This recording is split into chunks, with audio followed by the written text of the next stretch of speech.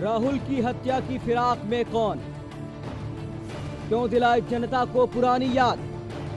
क्या जनता की हमदर्दी चाहते हैं राहुल? राहुल ने क्यों किया इमोशनल अत्याचार? मोदी की राह पर क्यों चले गांधी? वोट के लिए दंगे करवाती है बीजेपी।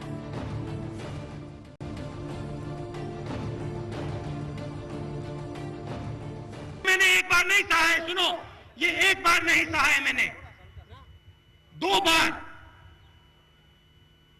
मेरी दादी को मारा, मेरे पापा को मारा और शायद मुझे भी मार देंगे एक दिन। कांग्रेस उपाध्यक्ष राहुल गांधी ने देश के लिए अपनी दादी इंदिरा और पिता राजीव गांधी की शहादत की याद दिलाते हुए कहा है कि अमन के दुश्मन एक दिन उन्हें भी मार देंगे। तीखे तेवर मगर भावुक अंदाज में देश के भीतर सांप्रदायिक माहौल बिगाड़ने की कोशिश करने वालों पर हमला बोलते हुए कहा कि बीजेपी ऐसी पार्टी है जो वोट के लिए हिंदू मुसलमान को आपस में लड़ाती है। यूपी के मुजफ्फरनगर में महज सियासी फायदे के लिए दंगे करवाए गए। उन्होंने तल्ख तेवर में कहा कि ऐसी राजनीति से समाज और देश का भारी नुकसान होता है, इसलिए वो बीजेपी की राजनीति के खिलाफ है। राजनेता लोग डालते हैं, इंटरेस्टेड पार्टी जो होती है वो डालते हैं, और फिर जो आम आदमी होता है जिसको चोट पहुंचती है उसको इस गुस्से को अपने साथ ले जाना पड़ता है, सब जगह घूमता है गुस्से के साथ। इसलिए मैं बीजेपी के राजनीति के खिलाफ हूं। ये क्या करते हैं, मुजफ्फरनगर जाएंगे आग लगा देंगे, गुजरात में आग लगा देंगे, यूपी में आग लगा देंगे, कश्मीर में आग लगा देंगे, और फिर आप लोगों को और हमें आग बुझानी पड़ती है। हमें जाना पड़ता है युवाओं के घर में, हमें उनके हाथ पकड़ने पड़ते हैं, हमें उनको ठंडा करना पड़ता है।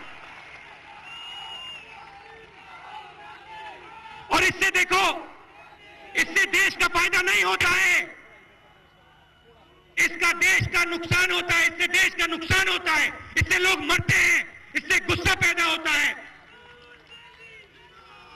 और ये मैंने एक बार नहीं सहा है, सुनो, ये एक बार नहीं सहा है मैंने, 2 बार मेरी दादी को मारा, मेरे पापा को मारा और शायद मुझे भी मार देंगे एक दिन, कोई फर्क नहीं पड़ता मुझे। राहुल ने चुनावी राजनीति से अलग हटकर जनता से अपने परिवार की निजी बातें शेयर की, जिसे लेकर बहस शुरू हो गई है। बीजेपी ने इसे इमोशनल अत्याचार बताते हुए कहा कि उनके पास कहने को कुछ भी नहीं है, इसलिए वो भावुक बातें करके जनता का ध्यान जनहित के मुद्दों से हटाना चाहते हैं। जबकि कांग्रेसी नेताओं ने कहा कि गांधी परिवार के पास देश के लिए शहादत देने का इतिहास है। यदि वे इसे जनता को बता रहे हैं तो इसमें गलत क्या है। इससे पहले मध्य प्रदेश के शहडोल में भी उन्होंने सोनिया का जिक्र करते हुए कहा था कि बीमारी के बावजूद भी वो फूड सिक्योरिटी बिल पास कराने के लिए सदन में मौजूद रही थी। तुम मेरी कहानियां क्यों बताते हो? तुम अपनी कहानियां बताओ। जो मेरी कहानी है वो मेरी कहानी है, मेरा दर्द है वो मेरा दर्द। और अगर मां ने मुझे कहा कि उनकी कहानी नहीं बोलनी चाहिए और अपनी कहानी बोलनी चाहिए, तो मैंने सोचा अपनी कहानी बोल दूं। कांग्रेस पार्टी का जो शीर्ष नेतृत्व है, जितनी अलगाववादी शक्तियां हैं और जितनी ऐसी शक्तियां हैं जो भारत की कल्पना के विपरीत काम करती हैं, उनकी सदा ये कोशिश रहती है कि कांग्रेस और उसके शीर्ष नेतृत्व को निशाना बनाए। सत्तारूढ़ पार्टी का सबसे ताकतवर व्यक्ति, जिसे जेड श्रेणी की सुरक्षा मिली हुई है, यदि सार्वजनिक सभा में आशंका व्यक्त करता है तो ये बेहद चिंताजनक बात है। क्या राहुल ने ये बात मजाक में कही है या उन्हें ऐसी सूचना सुरक्षा एजेंसियों की ओर से दिया गया है? इस स्थिति को जानने का हक पूरे देश को है, कि आखिर वो कौन से आधार हैं जिनके चलते राहुल ने इतनी गंभीर बात कही है।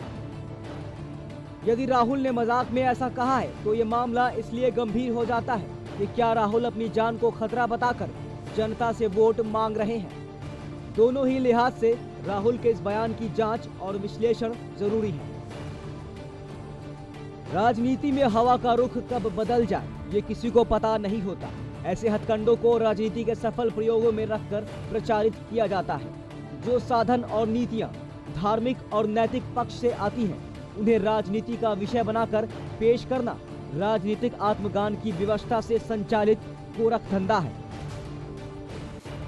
जिसका उपयोग वंशवादी राजनीति ने स्वयं की जड़ें मजबूत करने के लिए किया है। लेकिन वोट के लिए राजनीतिक पार्टियां विकास की बात ना करते हुए अपनी निजी बातें बताकर जनता की भावनाओं से खेलती हैं। जनवल के लिए भीमचंद गुप्ता की रिपोर्ट।